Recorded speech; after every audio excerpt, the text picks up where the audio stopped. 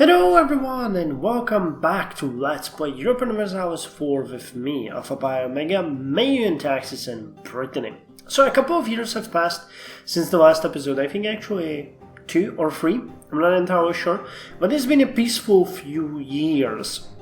I'm starting this recording to show you that we can get 2 extra technologies, so let's get them. Police Brotherhoods, level 18 administrative technology. In order to enforce laws throughout the land, many states established holy brotherhoods of officers that had jurisdiction across the entire country, organized from one central location. These would eventually grow into national police force, so we can now build a mayor's palace, rank 4, and we can get the pike squares. Pike squares were a reaction against cavalry charges, allowing infantry to protect themselves against them. The long pikes allowed 3 or more ranks of men to attack the enemy horseman before he reached their lines. Faced with a wall of spears, only a foolhardy horseman would willingly charge into their ranks. Land morale increased by 0.1, combat width increased by 2, infantry shock increased by 0.25, and artillery shock for some reason increased by 0.04. So that gives us 2 extra technologies, and we're starting to be very advanced, 18, 20, 18, while France has 16, 16, 19, and some other lands have even less. Especially like Portugal, 12, 14, 14, man, they really suck. Milan, however, seems to be the technology leader with 19, 20, 21. Now, with that said, a couple of things that I have done. First of all, we have upgraded all of our outdated light ships, so they are preparing to be sent back to the sea. They have almost repaired. The naval force limit is up, so that's fine. The land force limit hasn't still gone up, but I don't really care. I'm just training my units because they suffered quite a lot of casualties during their African adventure and also during their engagements in Ireland. So we're trying to get them up at the army drill, and we're also gaining a bit of army professionalism, which is, good. Second of all, I have, looked around. Our colonies are growing smoothly. The spread is actually pretty nice, and I'm happy that we have it. I'm gonna heavily invest into all of these colonies when they mature, so I'm hoping that that's going to be fun. Nadar is actually doing good, even though that it's the least or the newest colony. It's already almost at 100 people. It's gonna slow down to a crawl, however, when we lose the bonuses that we got from missions. There's a couple of national decisions that I can take. One thing that I would like to take, though, is the copper, because we got the shortage of copper again, and every single time that I ordered Swedish copper, the game told me fuck off. So I'm hoping that this time it's going to work. I'm not entirely sure. I think it might be one of the things that's fucking up the game for me. So let's place an order. Or maybe we're getting the copper and we just don't see the difference? That might be it. When does the Hispaniola... Oh wait, it's 1511. 1510. Oh, and we're getting quite a lot of... Damn, we're getting quite a lot of events from Portugal. They had something like colonization of Luanda, but I don't see any provinces here or anything that they would gain. So I'm hoping that it's just... Oh, yeah, now we got adequate supply of copper. It's really weird. But yeah, maybe they got some provinces here, I'm really not sure. I sent my ships to scout the North Atlantic, or the Arctic Sea, I think it's called. And they're doing a fine job. We're done with the South Atlantic, so that's pretty good too. But everything is out of our reach, honestly. I'm considering one thing, and that is whether we want to continue on the idea track, because it's gonna lower attrition, give us bonus to naval claim duration and fabrication of claims. But if we manage to get this colonial range 25, Damn. Yeah, they're having quite a lot of events now. If we could get this one, we could get it in August 1504, and I think that would allow us to snatch another colony, or maybe even two. No, we're gonna... I'm taking everything I can do to fuck with the church. Just bear with me here. This one is at 394 effective distance, and our colonial range is 368, but we have 40% bonus. So 25 extra would be 388 and then 393. So with that 40% bonus we could snatch it for sure, and this one is even closer. And so is this one. So with that 25 we could just get 3 extra colonies. Wow, actually all of these we could snatch. And maybe even... Wait, is this... Yeah, maybe even Bolama.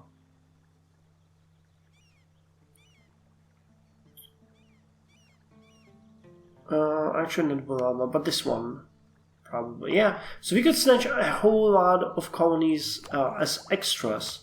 So I'm thinking I'm gonna go for this instead, the cross staffs. Actually, it's gonna get even cheaper, I think, every year. So we could get it earlier and just heavily go into colonization. It's gonna be quite a toll on our money, but we can do it. Oh, actually, you guys can go protect me some trade now. The reason for that is that, honestly, in all honesty, every single city that we have is so below urban gravity that I don't really feel any need to build anything. Oh.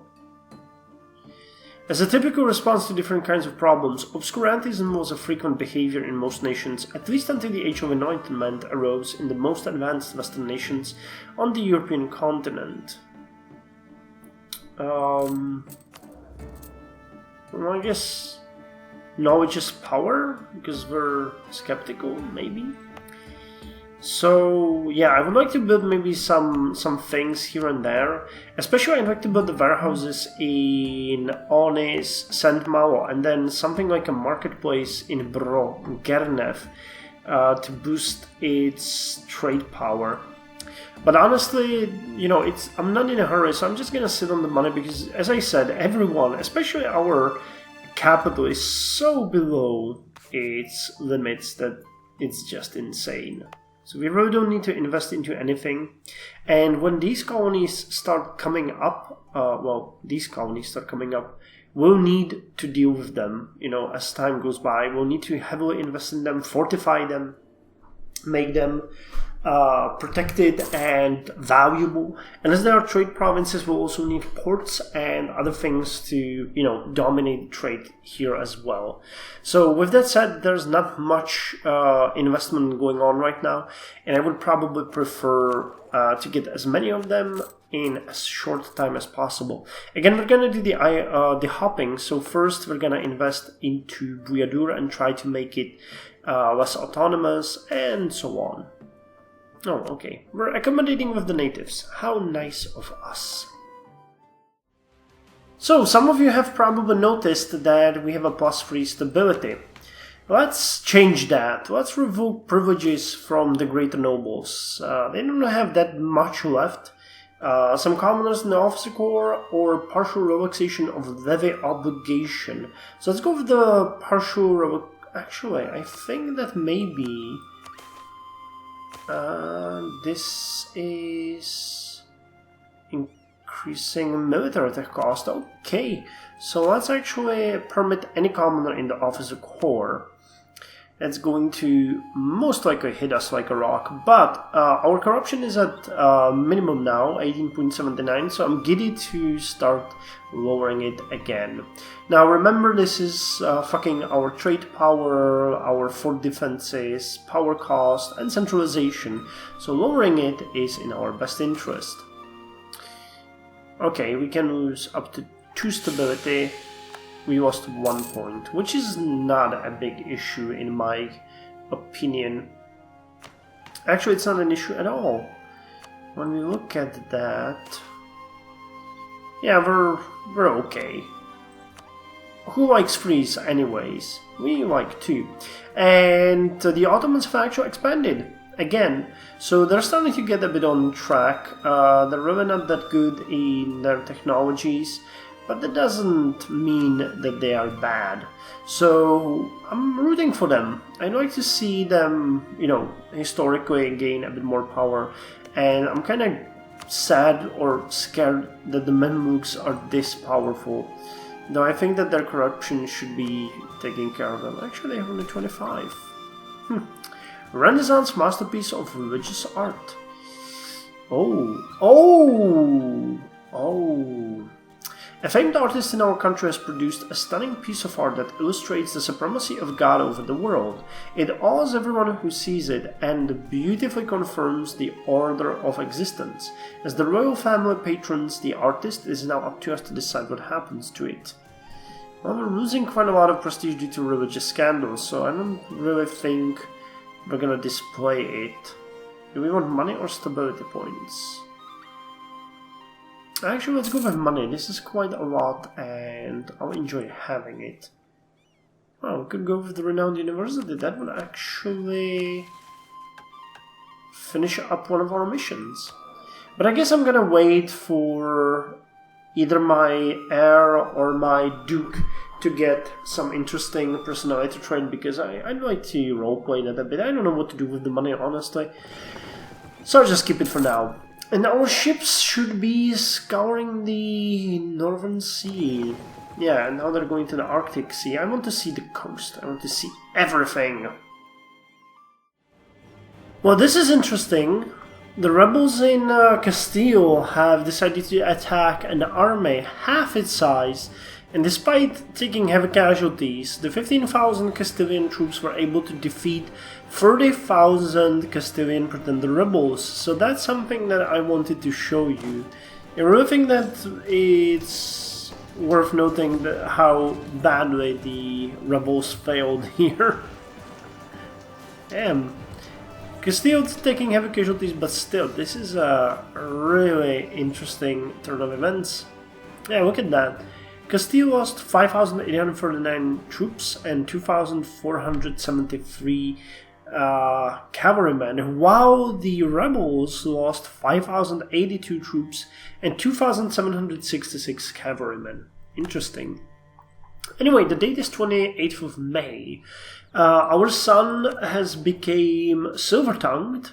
I introduced him to the court, and his father is now very close to getting the next personality trait. You know, there's not much point in saying that Silver-Tongue didn't really help me with decisions upon developing my empire, so I'm just sitting here enjoying the cash and everything.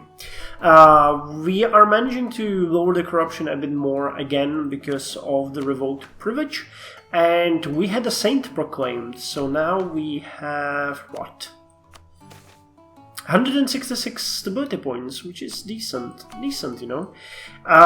In the world, not much is happening. There was probably a major war or revolt in Muscovy. Yaroslavl became independent, which is kind of interesting. And the Ottomans gained a bit more territory. I also noticed that Portugal got a couple of events that should mean that Luango ceded them some provinces, but I can't see it, so I can't really comment on that. But there is something happening down in Africa, and I don't like it. The Portuguese are getting stronger, and I really don't like that. Anyway, as far as we go, our colonies are developing, our ships are sailing around the Americas, discovering new lands and riches, and we are still trying to make France not eat us. Apart from that, our centralization has been improved via an event, or, you know, that there's an event always that improves your maximum centralization. So I put up where is it? I always forget where. Here it is. Why is it not a decision and policy? So, because it's a policy to centralize the state, and we are increasing the centralization by 0.44 each year. We have a new bishop. What is he like? Zealous religious head, realm of armies. That's actually pretty good. We don't have any heathens, nor did the Reformation really start. Apart from the Calistine fuck up in Austria, nothing's really turning up, except for the shamanist. There's a strong Orthodox presence, and there's a strong shamanist presence up there. But yeah, that's about it. There's Miaphysite down here and some Semian religion, some Sunni, and we have some more West African spiritualists here. But alright, that's about it. And we're on our track to getting 3 more technologies. I definitely want to go with the craft staffs, so that's something I'm looking forward to. We can also get the battlefield ambulances and the centralization of power. Maybe we just say fuck it and get the Renaissance. Oh, we're really lucky getting it as it is. By the way, I don't think that building that warehouse district really did something for us, because the urban population is at 49,000 and slowly rising as it did before, so that's fun. No change in urban production scale as far as I can say. We're still the largest regional city, but I think we lost the modifier of the local cultural center. Yeah, we did. So we need to upgrade the university or build an art corporation, which, you know, both of them are possibilities. I just don't think that's the thing. And I really want to build the cathedral and the great cathedral, but the skeptical king is making this hard, as you would have probably guessed. Well, God has sent me a message, and it's the sweating sickness. A virulent disease that kills peasants, clergy, merchants, and nobles within hours of infection spreads quickly through your capital, creating widespread panic and death. So, Charles III flees the city. Oh man, if we were anything, then, you know, I wish that, well, it would be fun to be a coward at this point and just leave, even though that could end horrifyingly. Or spend every effort to limit its effects, lose 403.78 gold, or salvation and piety are the only answers. So as we're skeptical, and really think that salvation and piety are the only answers is not our cue. So let's spend every effort to limit its spread, which took away 400 gold, but we are still above 1,000. And our king is very close to gaining personality trait. Let's just hope that the sweating sickness will not get more deadly. Okay. North Atlantic coast, you go. Actually, I noticed one funny thing. Remember how we talked about the new colonies? Well, we could get probably even western coast of Greenland, because it's at... Wait, what?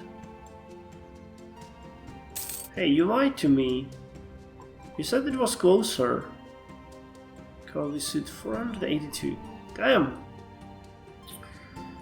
Okay then, I take it back. But it said something like 368...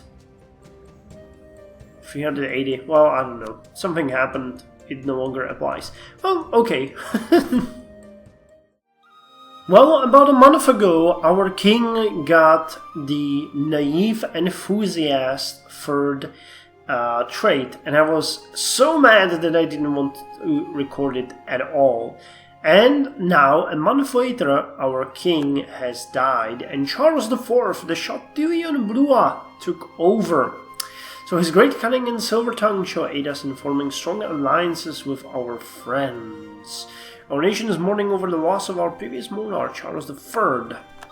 And we have a heir, a woman. That's interesting.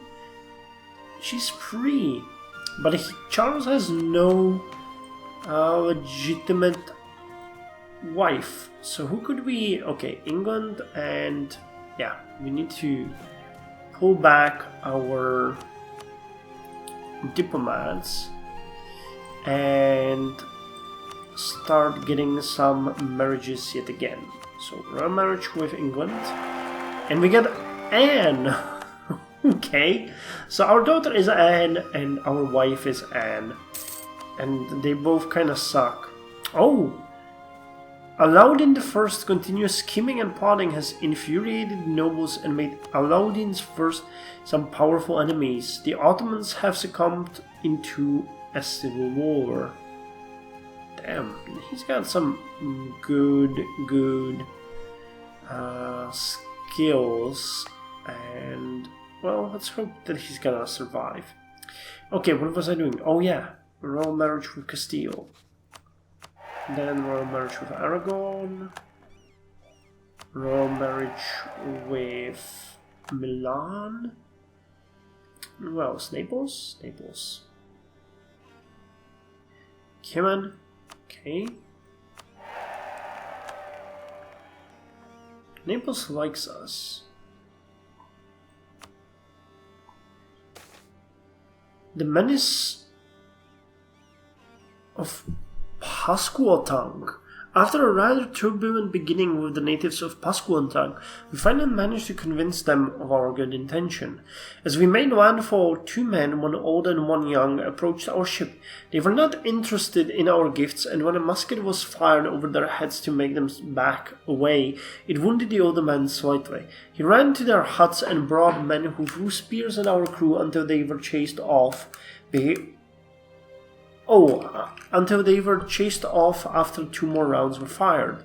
The adult fled into the woods, leaving their children behind. Some small trinkets and beads were left behind with the children as a gesture of friendship before the expedition members retreated to the ship.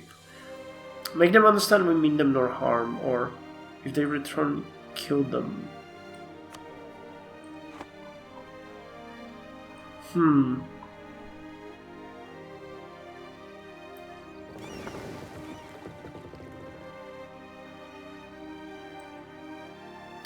Damn, this one is hard. But I like the prestige one, so if they return, kill them. We need to protect our own. Okay then, so we have a... Oh, intricate web weaver. The many jobs of a soldier and... Oh, Siberian winds. And temperatures return to normal? And colonial starvation, god damn it, game. So we just got out of a famine and now there's another one. The many jobs of a soldier.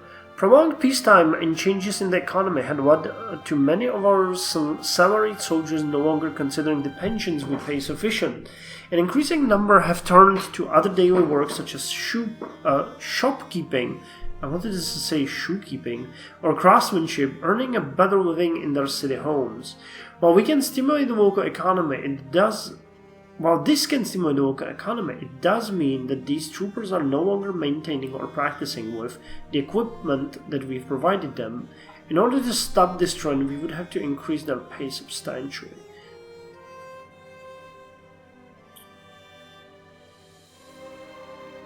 So they must not be allowed to dabble in the other occupations, or we will allow it for now. Honestly, this is just a calculation of what comes better to us. So we get 1 extra, or 0.7 military drill for about 100 gold. Yeah, let's allow it. That's gonna take down our army professionalism significantly. But hey, we're gonna regain it and... I mean, what the hell. Anyway, I think this is where I'm gonna stop the episode. And the next one, we're gonna probably start by taking some new technologies. We're doing fairly good still, but we could be doing better. That's for certain. So getting those extra technologies will help. However, I'm pretty certain that we no longer have such good skills as we had. So this is gonna majorly slow us down.